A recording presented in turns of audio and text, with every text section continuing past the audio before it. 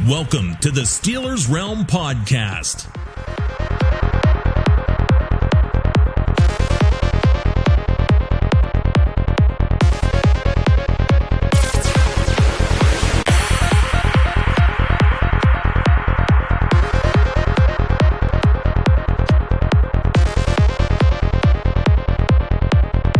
And now, here are the boys of Steelers Realm.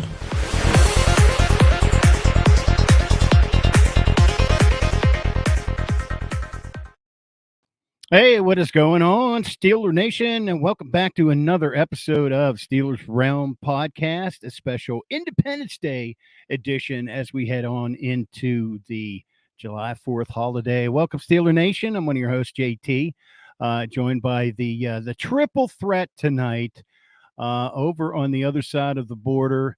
Joining us this week, again, it's famous TA, none other than, what's up, my brother?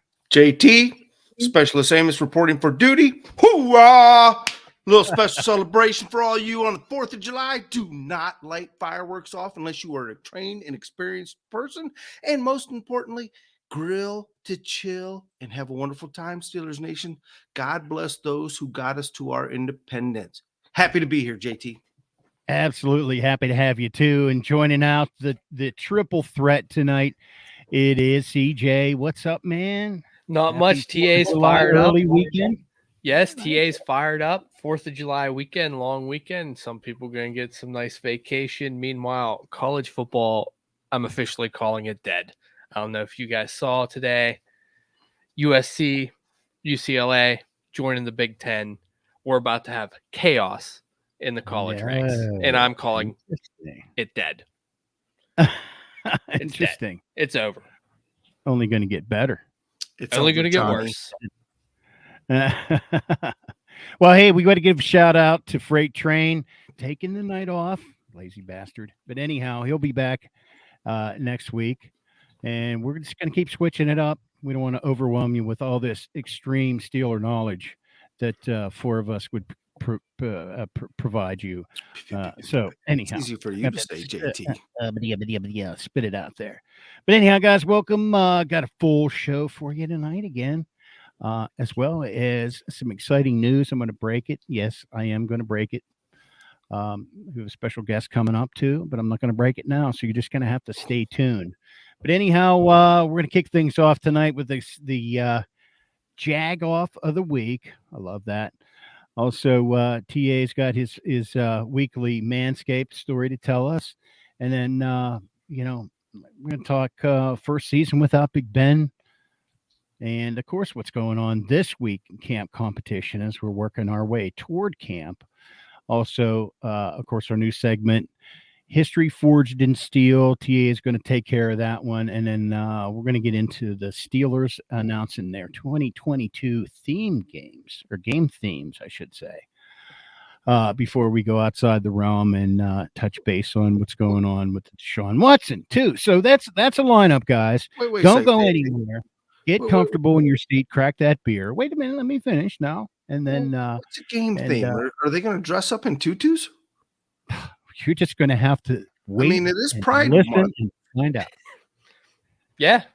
2.5 more hours of Pride Month. It'll be interesting to see if that's in the game themes. We'll get to that later on. All right. Yes. Yeah. So because we got the Jag-Off of the week, and you know what?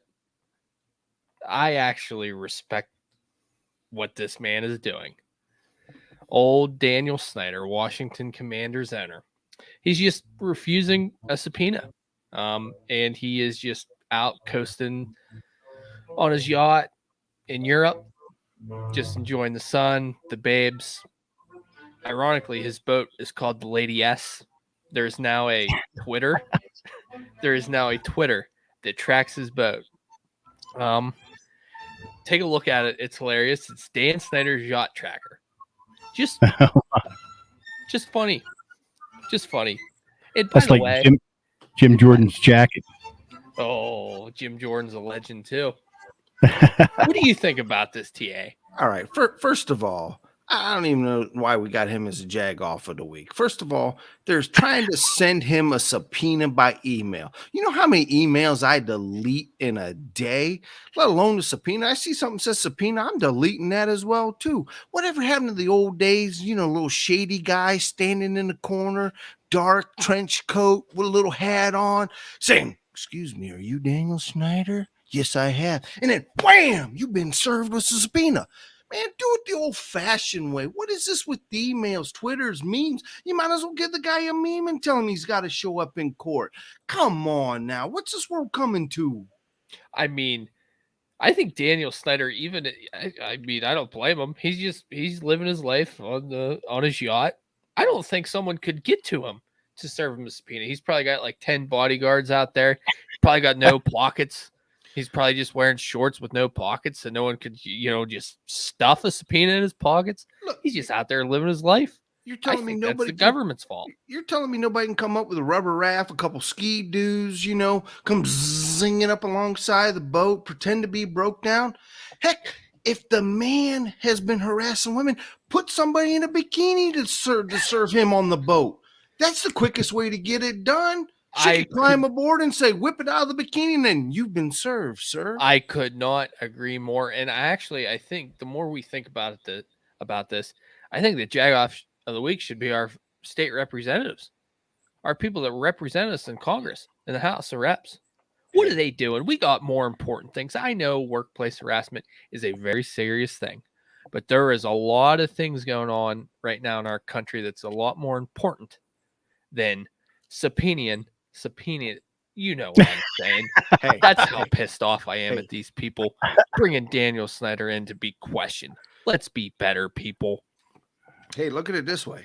That's all about to change. Just ask Texas, Missouri, Kentucky, Tennessee. They're all falling in line. The states have now been served notice. Somebody's going to have to stand up and start protecting this democracy. And I'm excited to see how this is going to go because we all got front seat rows, buddy. All right. So a little too political there, which is not our forte. But anyhow, moving right along. TA, what do you got going on? JT, I just said it's a weekend almost. You're right around the corner. You were on the road, dude.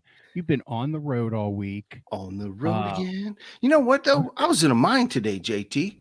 1,400 feet below. And you know what I thought about while I was 1,400 feet below in this mine, the size of a Pittsburgh tunnel? Why does Manscaped called Manscaped? It should be called Womanscape because all I could think about was last weekend. I'm getting a little older now. I got this little tool shed over my doohickey. And, I get the Manscaped in there. I get doing this.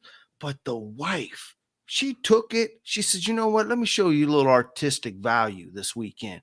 There's nothing wrong with the woman's gentle hands with the Womanscape around your genitals. Man, I tell you what, I asked her she could go ahead and put a Steelers emblem down there. She got the hyperprolifics in there, but she just couldn't get the S3-E81-182-6-30-2022 in there. It was a little tight in there, but we're going to work on that, JT, because let me tell you something. With this precision tooling, you can do this with Manscaped. And especially if your woman has a little artistic value, she's really going to love that engineered tool. You know why?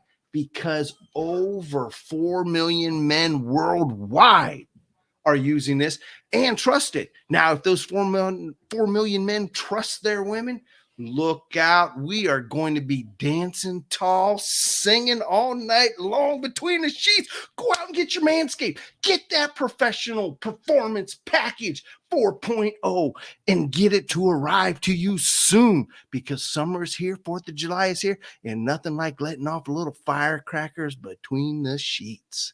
Manscaped. And by the way, in case you ain't seen it, get your promo of 20% off right here at Steelers Realm. That's right. Realm 20. Realm 20. Put it in there, guys. Put that in your woman's hands and enjoy a little relaxation, chilling on the 4th of July. Shine them up. 20% off using Realm 20 right at manscaped.com. Easy to do. See, right here she is. Hi. Here she is. Look at that, guys. Haha, there it is. See, that Miss was you, time baby. perfect. That was timed perfectly, wasn't it? See, she Miss heard you, me. honey. She heard me complimenting on the skills. Well, TA, you have permission to bug out early, buddy, if you want. That's what happens when you're on the road. Whew, I know. You got to go. I But guess no, we I have can't hold you duties up too first. long here, bud. I have duties. Let's talk some Steelers. Let's talk Steelers. Get back to it. And anyhow, appreciate that story. Yeah, so we're all talking about all these new quarterbacks, but is Tomlin having a little withdrawal here without Big Ben, without the guy he's been with ever since? Is there withdrawal? Well, yeah, there's definitely some uncertainty here, JT. I mean, let's face it. The guy came into the league and was blessed with 2 Super Bowls, 1 victory, 1 loss. Not to mention, since then, it has been 12 seasons. So he hung his hat on Big Ben. There's no ifs, ands, or buts about it. Now, what direction does this team go in? Well, good point. And I'll let CJ go ahead and elaborate on it. My thought is this going to be my little twist on this? Is going to be Canada's time to shine?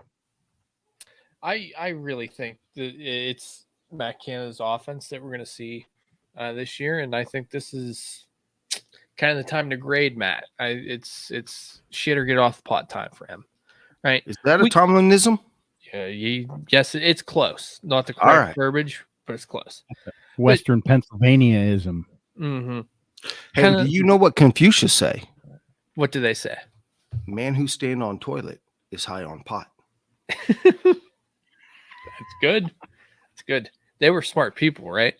They were. Good. But I think we saw last year kind of the infighting with Big Ben and Matt and what kind of offense they wanted. And it kind of, as the season went on and we got through the offseason, that there was kind of a rift there. And I think with Mitch, Kenny, Mason, they have to listen to what Matt says. What about Chris? Chris is a good guy. Great guy. He's 7th round pick. If he was to win the job, I think we should just, I don't even know. I can't see him winning the job.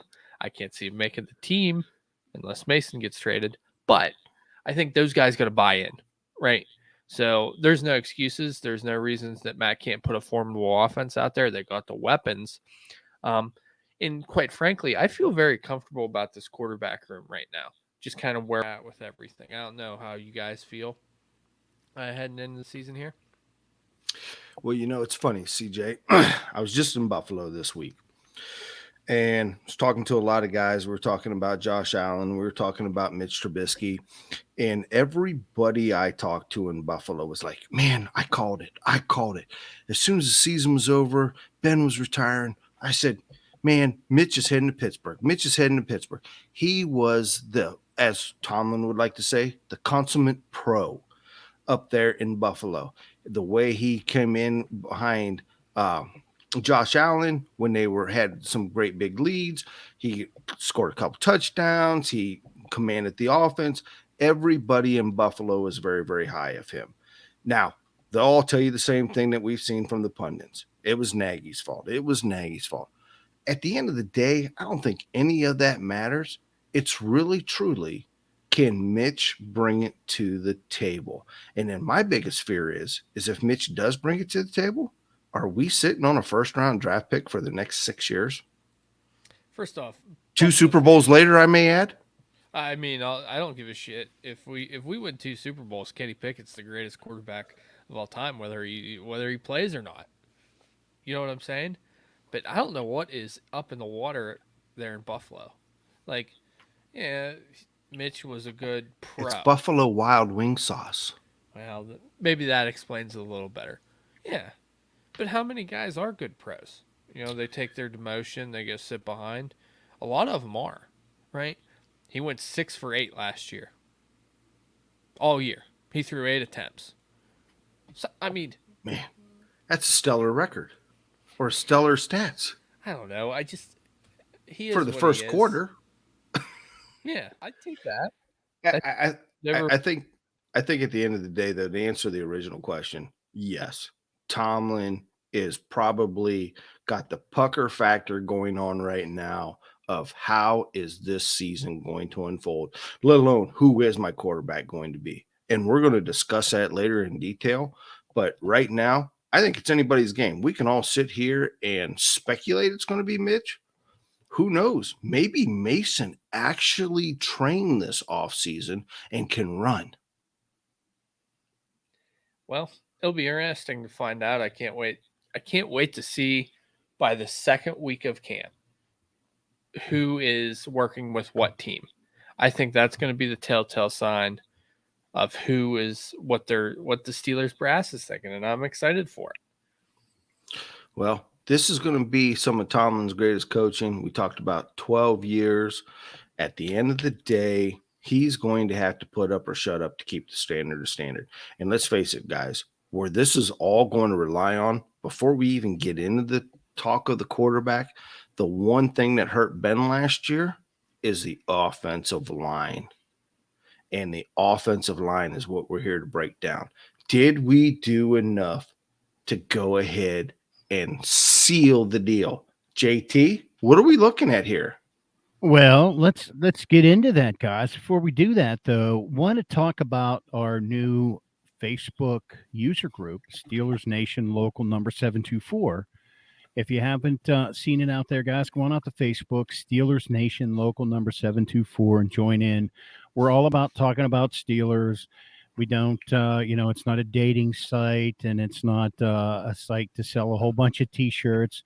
It's just real Steeler fans like you and I and everybody that's listening in, just talking about our favorite team. So stop out there, check it out, put a comment in there, start a conversation up. Let's talk about Steelers. It's not a place like you see a lot of these ones. So it's the real deal. And come represent 724 area code while you're at it, if you're out there. So with that said, sorry, long-winded version, TA, but let's get into this week's camp competition positional breakdown. This week we have the offensive line lined up for you. So like TA said, have we done enough? We got some new troops in there. We got some players coming back. What's the state of this? Who wants to take the lead on that? TA? Well, I'll tell you what. Well, let's just run it down here real quick. So on the tackle side, we all know about Dan Moore Jr. We all know about the big contract that Chooks Okafora signed this year. So, in a lot of people's mind, we already have our left and we already have our right. But let's not forget, man, we brought on Joe Haig last year. And Joe did a great job of filling in, I think, pretty much he did everything but take a snap last year on as far as the center goes. And then we picked up a couple of young kids as far as Chaz Green, Jordan Tucker, and Trent Scott. Oh, I forgot also hometown favorite from Deuce Queenies. Ain't that how you say it, JT? Deuce Queenies? Very close. Very close. No, that's how you say it in Ohio. In Pennsylvania, we say Duquesne. Oh, Duquesne. That's right, because I forgot there's no K in the Q. All right. And that's, Pittsburgh's own Jake Dixon. So, that looks at the tackles. Now, let's look at the center guard. Right now, everybody's talking that Kendrick Green has went ahead and took a demotion. Because why? We picked up Mason Cole. Everybody's got him slated in there right now. And it's going to be a camp battle between him and Kevin Dotson as far as guard. But let's not forget about JC. JC came on strong at the end of the year, and he's shown coming out of the AFL last year that he belongs in this league. A little small, but he belongs in this league. And don't forget my guy, the glue. And then go ahead and throw in there Nate Gillum. I'm telling you, we've kind of got some offensive people here. And I'm sorry, Chris Owens, in case you're listening, and you should be listening because you're from Alabama, and I know I should talk a little slower for you. You really need to soak up the playbook to make a difference on this team. With that said, guys, I'm kind of excited about the way we're shaping things up right now. This by far is the best that I've felt about an O-line heading into the year for at least the last few years. I know there's going to be some moving parts here, but I think at this point, we know we got 5 guys on the O-line who can be dependable. Now, the big thing is going to come down to, can they stay healthy, right? Can we avoid injuries? Can we get some injury luck this year? At one point, yes, John LeGlue, who I love, that guy came out of nowhere last year, late in the season, because of injuries to Dotson and a few others. And I just remember looking at him, watching him one play. He's pancaking a guy, opening up a hole for Najee. Next play, same thing. I'm really actually excited about this year. Hey, what do you think? Let's keep this in mind too. You realize he's our tallest, biggest lineman at 6'7". I mean, this guy's a beast. Let's make no mistake. I mean, I don't know why we've got him on the interior. I was kind of hoping maybe he could play right tackle before we went ahead and signed Chooks to the great contract that we did. But I mean, and I did forget one person. Do you guys know who I forgot? We've talked about him enough, so we can say you just haven't forgot him. Is that fair enough? Well, who would that be? Kendrick Green? Jack Daniels, if you please. Dun, dun, dun, dun, dun. He better take somebody to his knees. And that'd be James Daniels, by the way. I mean, look, I'm thinking right now, if we opened up tomorrow playing, we're looking at probably Mason Cole, James Daniel, Chooks to the right. And to the left, we're probably looking at Dotson and Dan Moore to the left. Those are the 5, as the pundits call it right now. But, as Tomlin loves to say, man, we got a couple of dogs chasing one bone out here. And I think that there's some great competition on this front line. No, I completely agree with that. I think as of today, you would look at, I would consider Cole, Daniels, Chucks, and Moore kind of cemented into, I think we're going to have a real competition at left guard and Dotson, whether it's LeGlue and Kendrick Green. I kind of looking through the roster and what they've done in the past. I'm kind of expecting them to break camp with 9 O linemen. Obviously Moore, Dotson, Cole, Daniels, Chooks, Green, LeGlue. I think Haig makes the team, and Hassenhauer. I think those are the 9 that end up making it through camp. Holy shit, I got to agree with you, CJ. Really? Because I'm going to have to agree with you. I think that that's the best 9 going in, without a doubt, especially with the flexibility across the front 5. I mean, Green then gives you an interior lineman that, yes, he played center last year, and yes, he was bad. But in an emergency situation, we know. Was he really that bad for a rookie? Honestly, come on. But we don't. Tomlin doesn't give excuses, so neither should we, right? Well, okay, I'll give you that. But now here's my question: the one thing that we haven't seen, we all heard a lot about. Who says Kevin Green isn't starting center this year? Because he picked up a thing or two from another Steeler great in Pouncey. I tell you what, if he's our starting center this year and Cole gets moved to the left guard, I am very excited what their run game is going to look like. I'm serious. I think if I can't, with the contract they gave Cole, he's going to play, right? The question for Green is, can you play left guard or right guard? And it's going to come down to, there's always injuries. People are going to miss weeks. And I think that's where Green's going to have to step in and maybe make his hay there. But no, I'm excited. We've heard a lot about Green training with the Pouncey brothers and all that. So we'll just kind of see where it goes. All right, CJ. So you pose a point now. We know how important it is to have a rotation on the defensive line, but nobody ever has a rotation on the offensive line because it's always like you got to have the same 5 guys. They've got to work together in cohesion. They're a unit. They have to be one. Oh, yes, old Danielson. Yes, one. What's to say if Kevin Green does win it, Mason is on the left, and you throw Daniels on the right, what's saying that you can't go ahead and rotate that with a Haig, with a Dotson, and with a LeGlue on that interior line? I mean, wouldn't that make it even better for those guys running the ball if you're putting in fresh legs on the offensive line? Is it really that inconceivable to go ahead and shuffle your offensive line during an offensive drive? Have we ever seen that before? Honestly. I cannot recall ever seeing it, and that's mainly because if put it this way, in my opinion, if you have a successful drive, you're moving the football, right? And if you're being successful, why the hell would you pull someone? I understand what you're saying, keeping fresh legs and all that stuff, but let's say I don't see the need. Hey, look, I'm talking about going against the norm here, CJ, because no NFL team does this. JT, I mean, you've watched football long enough. What would you think about a rotating offensive line? I mean, we do that just so we can get to the quarterback. Why not do that so we can open up holes for Najee? Only to keep guys fresh. I mean, there's, a little bit of it going on to begin with. That's probably enough.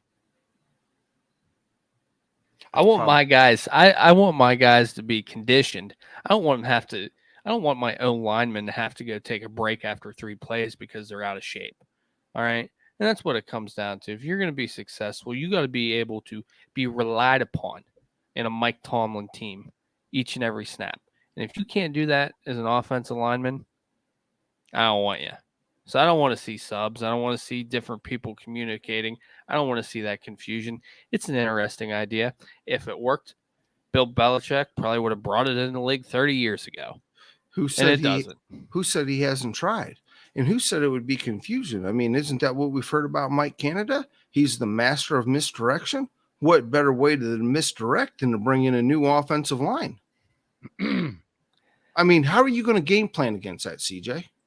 And now we have 9 capable starters that we're actually talking about right now. 9 capable starters. I think we have 6 capable starters and 3 depth guys. Okay, who are the 3 depth guys in your mind? LeGlue, Haig, Hassenauer. Okay, so LeGlue, Haig, and Hassenauer all started and did fairly well for us last year without any hiccups. They were not a sore spot in this offense. Not one. I think they were, I mean, as bad as the line was last year, I mean, were they any better than the guys that they replaced? Maybe, right? Their grades on PFF say that. So, I mean, I look at them as depth guys. They don't have a pedigree, all right? I like them. I really like LeGlue. I really, really do. Haig was good. Hassenauer was solid. But from a standpoint, they're depth guys. Long term, they're going to be depth guys. And I would rather have those 3 guys stepping in if someone like a Moore Dotson got hurt and had to go in. Right? So, I don't look at all these guys on the line as they're even. Isn't that what we're talking about? Misdirection? Confusing the defense? How confusing is I tell you what, the defensive coordinator is not going to give a shit if Kevin Dodson's playing left guard or Kendrick Green is. You think not? I mean, think about it. Now you have to turn around and study. If everybody already studied, because we all talked about this last year, if they studied on Kendrick Green and how to go ahead and play against him, you're telling me you're not figuring out your defense on how to play against everybody? It's the same thing. You're throwing multiple pieces at them. All those D linemen know the strengths and weaknesses of who they're going to be lined up against, right? They're fed that stuff Monday through Thursday, right? Because they're only studying one guy. No, but they have a full thing on all those guys. TA, you're better than this. I like your idea. You're better than this. You're better than this. I'm telling you, the NFL is changing, and why can't we change? I mean, for instance, right? Give me an instance. All right, let's say we're playing basketball, right? Just because a guy is a backup doesn't mean they don't have a scouting report on whether he likes to go to his left or right, or where his move is. Look, I agree with that. Same way in baseball. Everybody knows who the backup is and what they do. I got that. And the opponent has full tape on this. Trust me. They may have full tape on that, but if we are talking, and maybe I'm giving Canada a little bit too much credit here. If he is the master of misdirection, and we're talking about best utilizing our offense on any given play, not having the same old vanilla, same boring offense, we're talking about switching things up. You're telling me you can't bring in a personnel to switch that up? Because somewhere along the line, we've got to bring in Connor. He's going to be a halfback at 6'0". We got him listed as tight end. He should be a running back or a fullback, but he's going to play H-back somewhere along the line. That's a mix-up. So same thing can be said against the offensive line. I'm thinking it's time to think out of the NFL box. I agree. How about this? 9-0 linemen, Kenny Pickett, and Najee in the backfield, and let's see what the hell happens. There you go. Let's Wait go a with that. second. What about Watt? What about it? You can't put Watt in there to help block? He's not making the team, honey. I'm sorry to tell you. Derek Watt's gone? I'm predicting it. Are you telling me, wait a second, because Steelers Nation, you might hear this first. CJ is predicting we will no longer have brother combinations by the time the season starts. Absolutely. Yeah, he did his job. He got TJ to sign long term. So bye-bye. Trey's gone. Bye-bye. Trey's gone. Carlos and Kalik, or the Carlos brothers are gone, or the Davis boys. The Davis boys are gone, and Derek's out the door. Time to break up the brotherhoods. Time to break up the brotherhoods. All right. Not too Time quick. to break Not up too the quick. brotherhoods. Too many people feeling too comfortable in that locker room. Perhaps, but hey, it's not too early to go an extra set of brothers, a triple in there next year. JJ may be able to be acquired next year. So, hold your Oh my horses. God! Well, JT, TJ, are you next starting up. this already? Absolutely. Pass. Absolutely. Next. Hey, that's no more a pipe dream than you playing offense. I tell with you your what, offensive line. Hey, I'm just thinking if these guys are professional athletes, they should. Why don't we run forwards. offensive linemen in the backfield? Let's do that. Leglue. Hey, wait a second. I would love Leglue as a fullback. Okay, JT, who was the first coach to do that? That was who's coaching Chicago. Exactly. You know I'm talking about. I know. I do. Talking about the fridge. The fridge. Now he wasn't offensive; he was defensive. However, he was the first guy to go ahead and cross the line. And the fridge was a bad. You know what? Who was going to stop him? Exactly. Nobody could stop him. You got down there within the one or the two, give the ball to the fridge. Hell, he just had to fall forward and scored. Yeah, no doubt. Well, listen, guys, let's keep moving here. I want to get into our Forged in Seal segment. Before I do that, though, Steeler Nation, help us nominate us for Best of Pittsburgh. We've been nominated as the best podcast, one of many. I'm not going to lie to you. There's a bunch out there, but we need your help. Go on out, Best of Pittsburgh 2022, and look under People and Places for Best Podcast and pick Steelers Rome. You can go out there and nominate us every day. And the top 10 nominees in each category will go on into the voting stage. So we'd like to make it there this year. We got nominated last year and then again this year. But help us out, Steeler Nation, Best of Pittsburgh 2022 city paper. And go out there under People and Places and nominate Steelers Run Podcast. Appreciate your help, man. And certainly Pittsburgh, don't make me go all deer hunter on you. You've all seen the movie. I can do it. And now it's time for Steelers Realm's History Forged in Steel. Back in July 11th, 1985, a guy with no front teeth by the name of Jack Lambert retired after 11 years in the black and gold. He would be enshrined into the Hall of Fame in 1999. Best Steelers linebacker of all time? You be the judge. Also, the year everyone favorite host, Freight Train, chugged his way out of Mom's baby box. Congratulations. Does everybody Freight Train. remember why he had to retire? I do, JT. It's because of his big toe, Turf toe. turf toe, and Didn't take let's care of face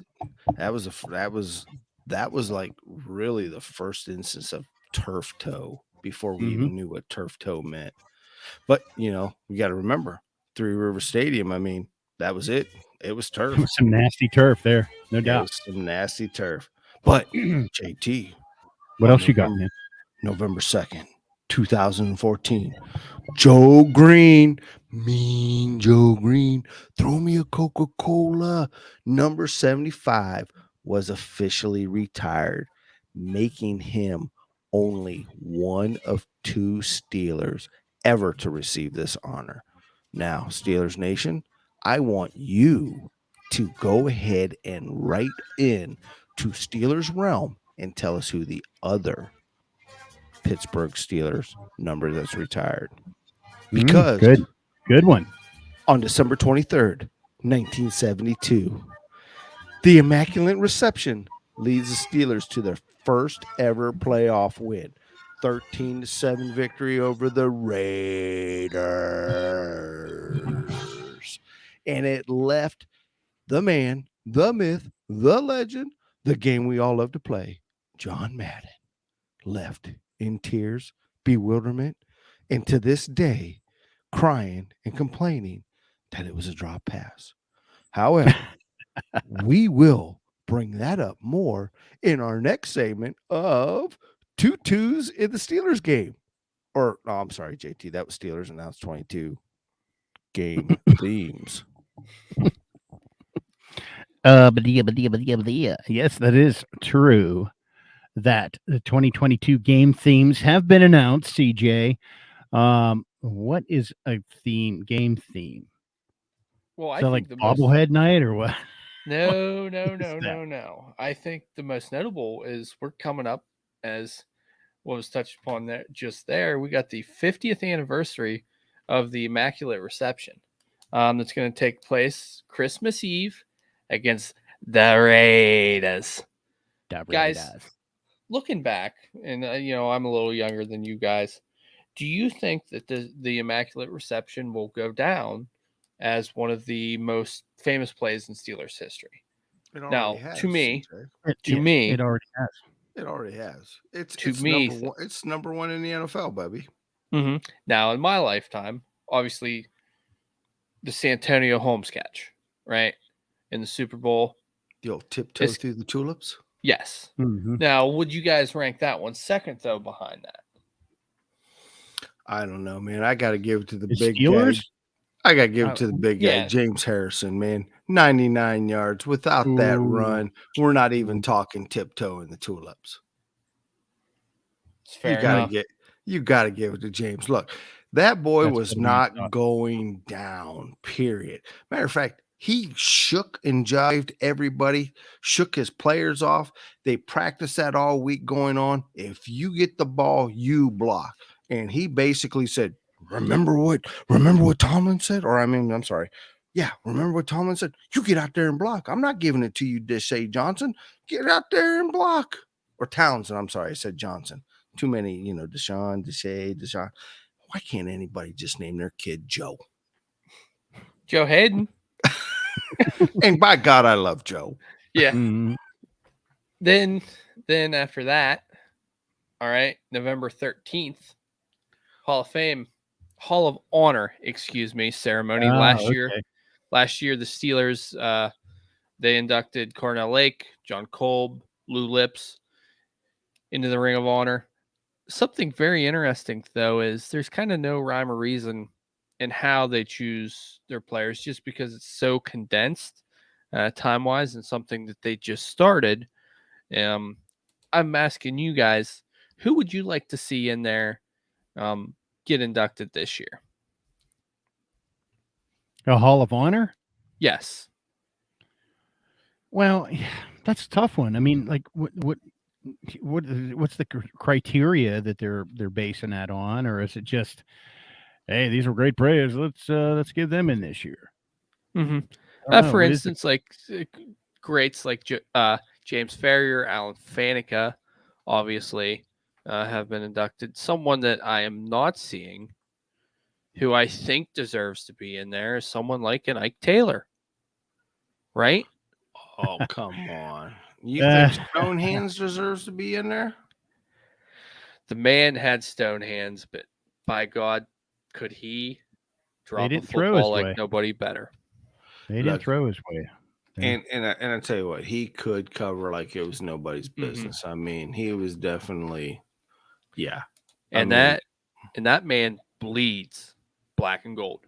Oh, there's no doubt about it. I mean, Ike in the relationship that he had with Dan, I mean, that was definitely a father and son relationship. And you've heard Ike talk about it before in the past. Will Ike ever be on the ring? I absolutely believe he will be, just because he is family.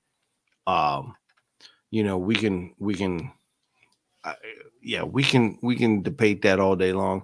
But you asked, who do we feel should be on there? Because I have one that I have a very strong opinion on. I'm going to give you one right now that I have a strong opinion on. I don't believe Mike Wagner's a part of it. And I think Mike Wagner was an integral key piece to that steel curtain defense that nobody talks enough about. So my vote right now is for Wagner. He was inducted in 2020.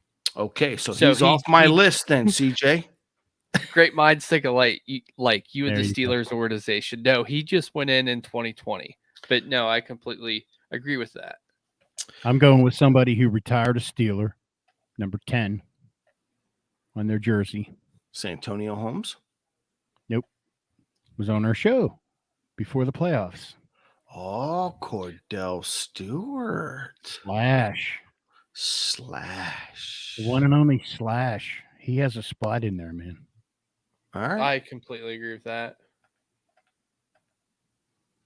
I can't argue that myself. I totally agree. Yeah. All right. I know so you guys put a couple other names out there that I'm down with too. All right, what do you think? Jason Gilden. no. Yeah. Ooh, both Yeah. quick answers, completely different.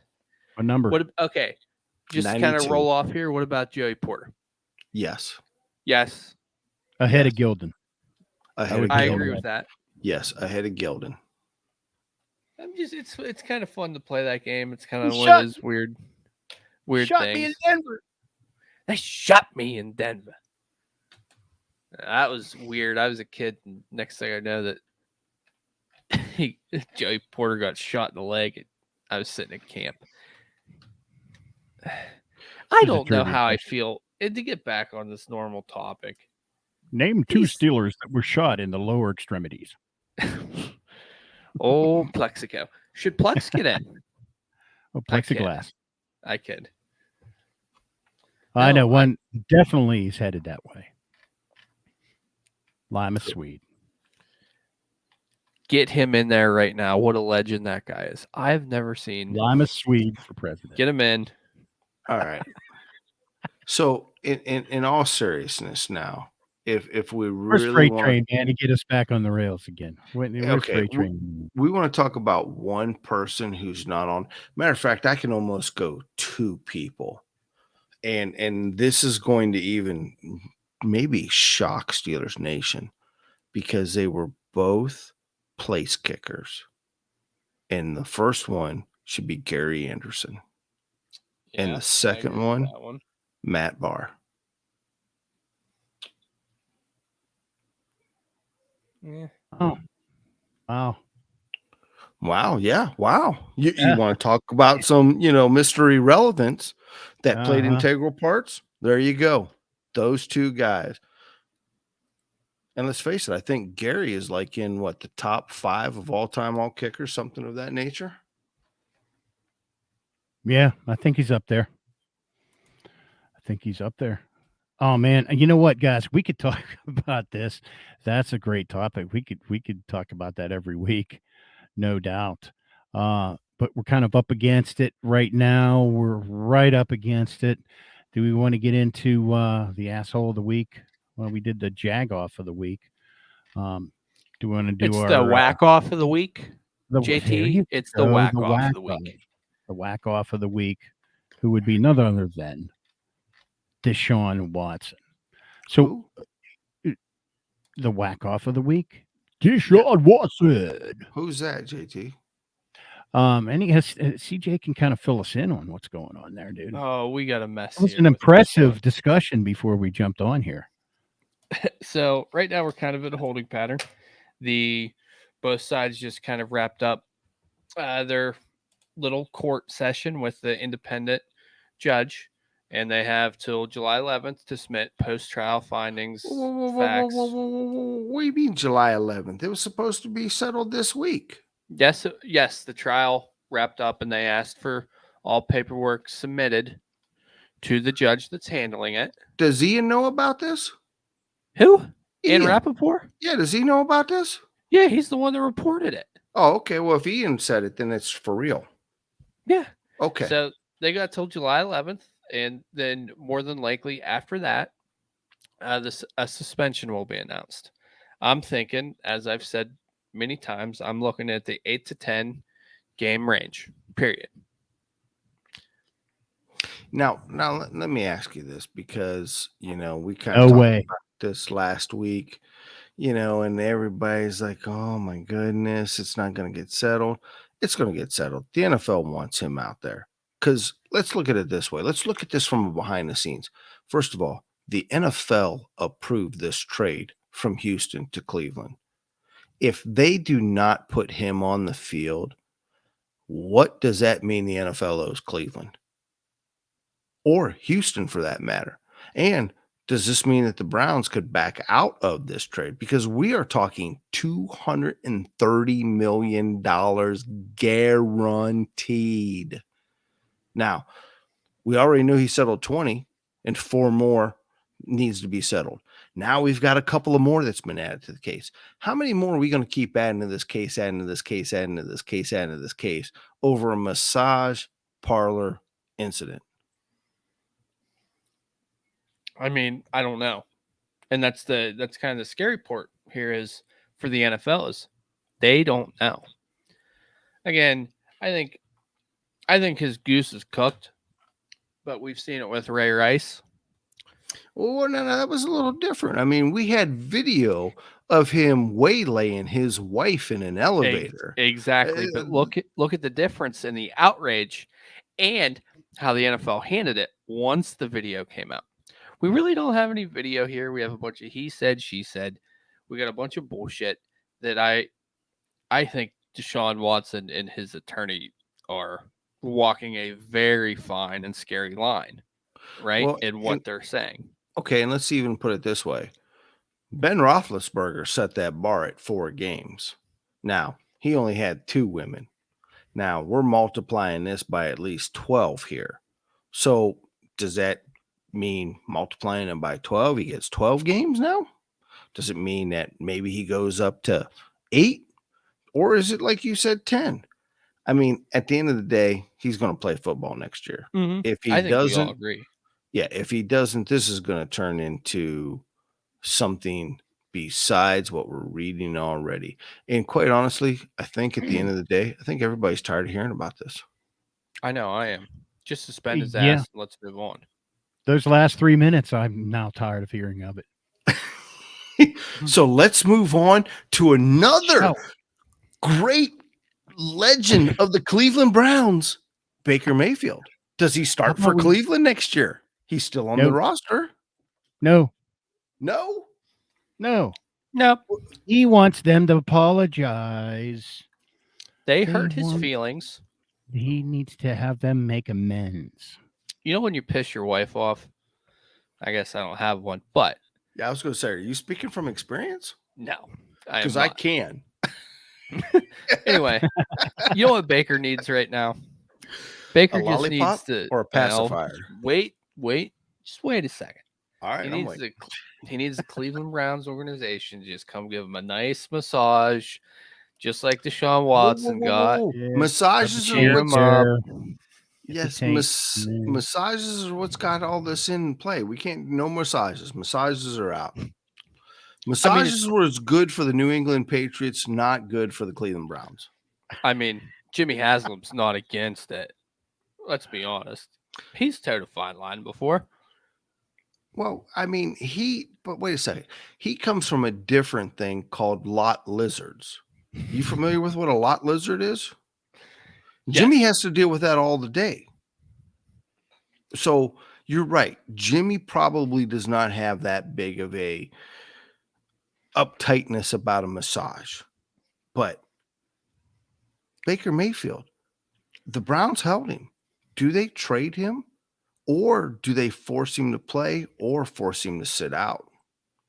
I mean, we've seen how well it did for Le'Veon Bell. He's now a professional boxer. Yeah, right. Yeah, something like that. Well, only time will tell. I'm gonna But make anyhow, predictions. Steelers Realm. Hey, man, thanks for tuning in, guys. We're up against it. Definitely got to bail now. But anyhow, hey, follow Steelers Realm. The best and easiest way to find all of our stuff, SteelersRealm.com. Or if you're on Facebook, we're on Facebook, as well as our Facebook user group, Steelers Nation number 724. We're on Twitter, Instagram.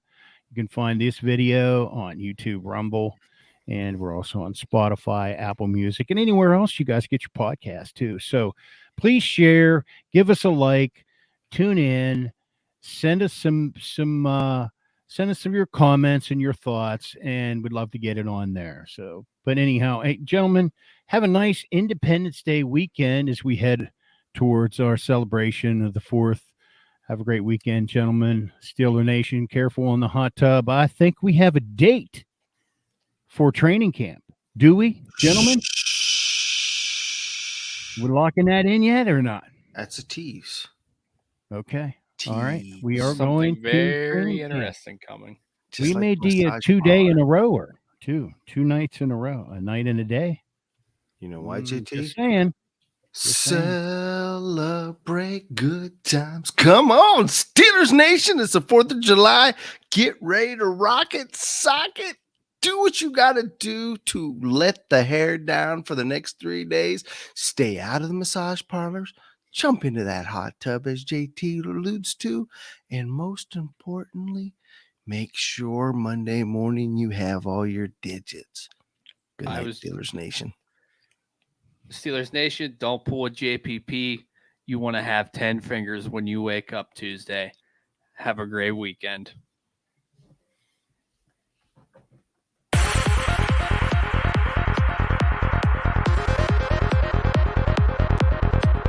Check back next week into the Steelers Realm.